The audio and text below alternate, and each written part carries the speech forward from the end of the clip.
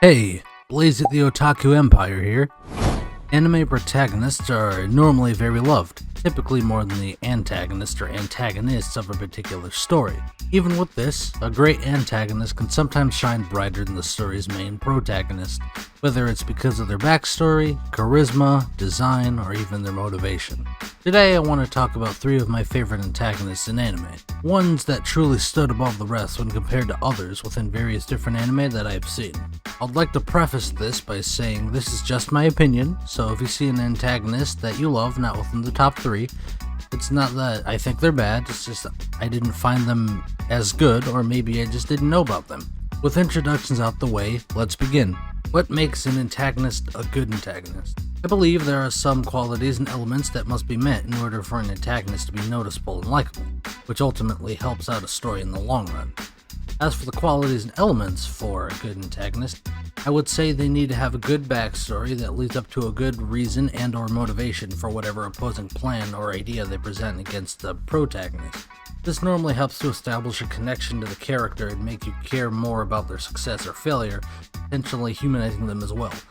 Another thing would be for the antagonist to not be overly evil/cartoonishly evil, such as Dio from Part 3 and Part 1 of JoJo's Bizarre Adventure. Even though I love him, I can't say he's the best antagonist on an objective standpoint when compared to the others. With an overly evil antagonist, it kinda makes it hard to establish the previously mentioned connection and humanization aspect, thus leading to not caring much about them as a character, but just caring about the crazy shit they're trying to do. One last thing. I don't want to accidentally spoil anything for people, so I will state that right now that there will be spoilers for the following anime within this video: Vinland Saga, Kill la Kill, and Made in Abyss: Dawn of the Deep Soul. Knowing this, let's finally get to my 3 favorite antagonists within anime. Starting off is Askeladd from Vinland Saga.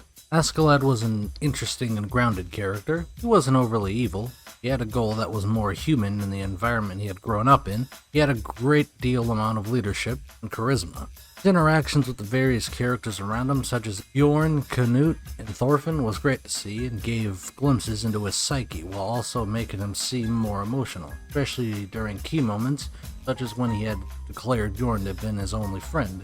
These moments are what had helped to humanize him, making him more relatable and believable, even when it was him who had killed Thor's, ultimately making his death extremely impactful.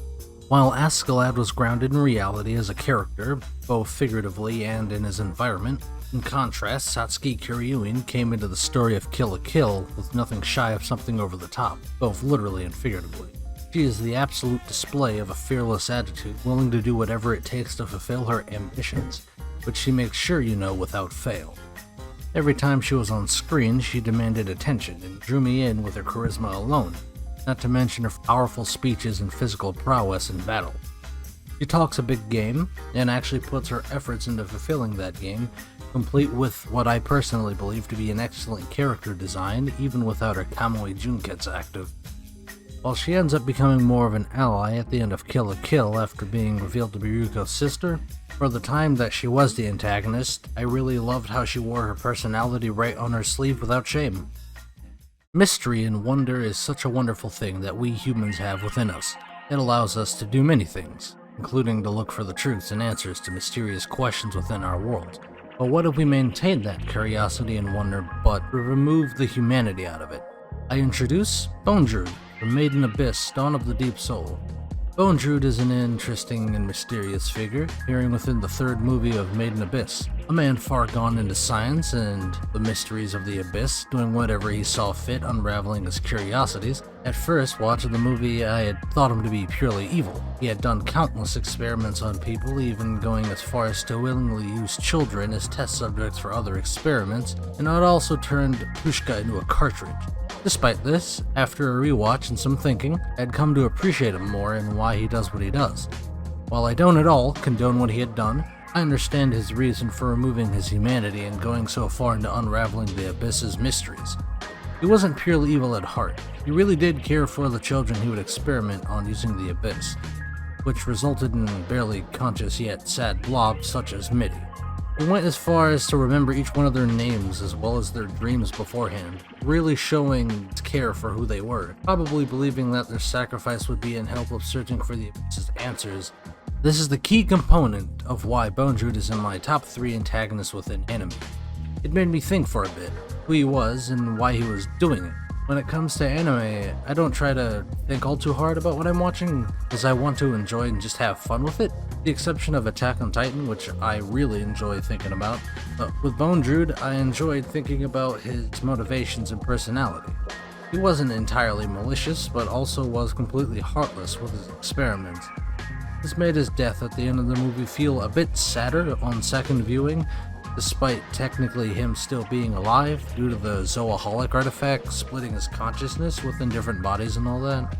On top of the previous mentioned reasons, he had also had a bunch of charisma with how his voice sounded and the way he spoke. Great props to Toshiyuki Morikawa, did an excellent job with his role. While those were my top 3 antagonists within anime as of now, this was something I just had a thought about one day and just wanted to share with all of you. Feel free to disagree or agree with anything I've said. Remember, this was just my opinion. Hopefully you enjoyed the video, and if you did, please consider slashing the subscribe button down below. This has been Blaze at the Otaku Empire, signing out.